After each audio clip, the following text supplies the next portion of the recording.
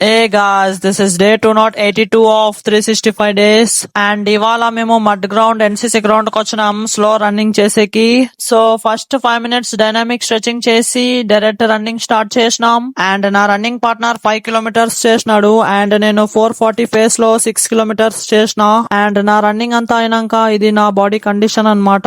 And అలాగే ఇవాళ మేము హాఫ్ అన్ అవర్ లోవర్ బాడీకి స్టెప్స్ వర్కౌట్ చేసినాం. అండ్ హాఫ్ అన్ అవర్ లో ఈచ్ వేరియేషన్ 3 sets అలా టోటల్ 6 వేరియేషన్స్ చేసినాం అన్నమాట.